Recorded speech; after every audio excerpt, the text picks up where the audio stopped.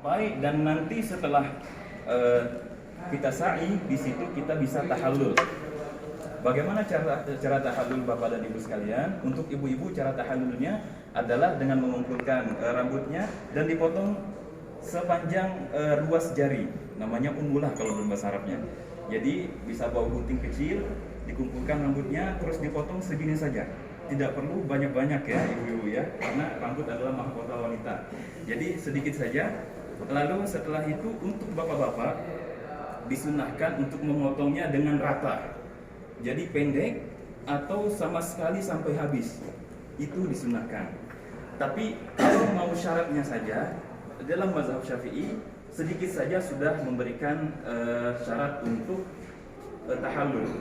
Setelah kita melaksanakan itu, maka yang tadi tidak diperbolehkan seperti potong kuku, cukur rambut, menikah, melamar dan bercumbu dan semuanya itu boleh lagi. Ya, itu sudah selesai prosesi umroh kita. Jadi prosesi umroh itu diawali dengan mengambil mikot. Yang kedua kita mikot itu adalah niat memasuki labbaik Allahumma umratan. Itu artinya itu adalah niat memasuki ihram.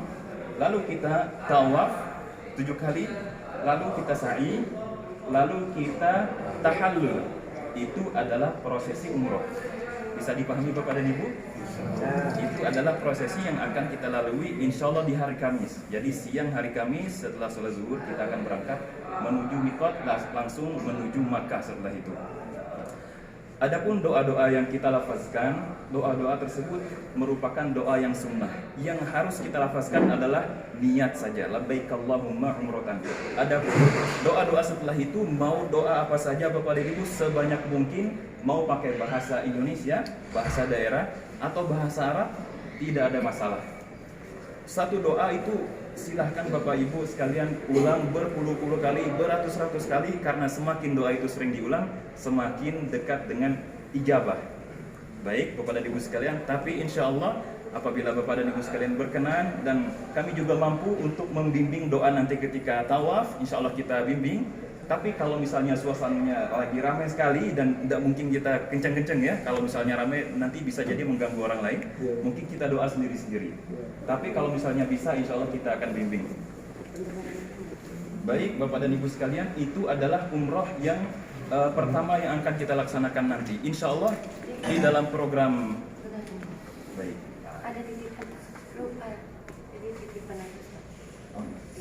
Hanya nanti kita menggunakan ini kalau untuk anak kita.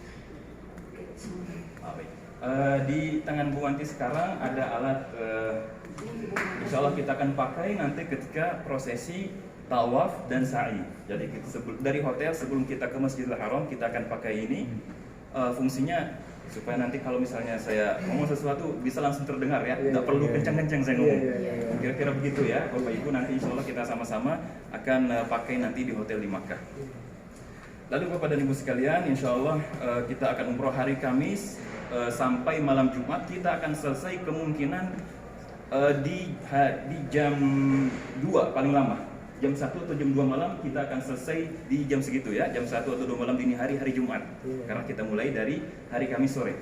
Lalu Bapak dan Ibu sekalian, itu adalah umroh yang akan kita lakukan yang pertama. Jadi Bapak dan Ibu sekalian yang belum berkesempatan sebelumnya untuk umroh, itu adalah namanya umroh wajib. Jadi setiap orang wajib umroh dan tidak boleh mengganti umroh orang lain sebelum dia melaksanakan umroh terlebih dahulu. Lalu Bapak dan Ibu sekalian, insya Allah di hari Sabtunya kita akan melaksanakan ziarah sekitar Mekah. Kita akan mengunjungi Arafah. Kita akan insya Allah turun dan melihat Gunung Arafah. Dan kalau kita ada kesempatan untuk naik, masih ada tenaga, bisa kita naik. Tapi kalau hanya melihat juga tidak ada masalah. Juga kita akan melihat Gunung Sur, kita akan turun di situ.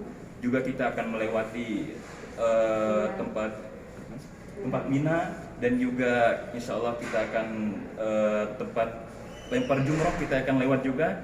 Juga kita akan melewati Jabal Nur, tempat turunnya wahyu yang pertama di Gua Hira ya. Insya Allah kita akan melewati itu. Lalu di terakhir di perjalanan kita akan ke Mikot juga. Mikot orang-orang Mekah itu berada di dekat Mekah, di sekitar Mekah, tapi di perbatasan perbatasan tanah haram Mekah. Bukan. Bukan. di Ji'rana, namanya Ji'rana, itu adalah salah satu mikot orang Mekah. Kita akan ke situ, jaraknya dekat dengan hotel kita. Kita juga insya Allah akan memakai pakaian ihram di situ bagi bapak-bapak yang ingin melaksanakan umroh yang kedua. Ya, ibu-ibu juga yang ingin melaksanakan umroh yang kedua, kita akan mengambil mikot di situ. Jadi setelah itu kita akan kembali ke hotel. Kemungkinan kita akan kembali ke hotel di waktu zuhur, sampai di hotel kita akan istirahat. Setelah asar baru kita akan ke Masjidil Haram untuk menyelesaikan prosesi umroh yang kedua kita. Dan di umroh yang kedua itu Bapak Ibu sekalian boleh umroh untuk niat diri sendiri dan juga boleh umroh untuk niat untuk orang lain, namanya umroh badal, ya Bapak Ibu ya. Dan untuk niatnya insya Allah kami akan bimbing di sana nanti. Baik Bapak dan Ibu sekalian, sampai sini apakah ada yang ditanyakan? Ada Pak.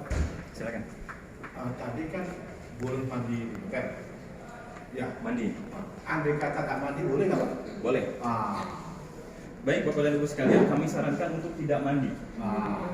Kenapa kami sarankan untuk tidak mandi? Soalnya kalau kita sudah kena air, otomatis biasanya ngambil sabun ya.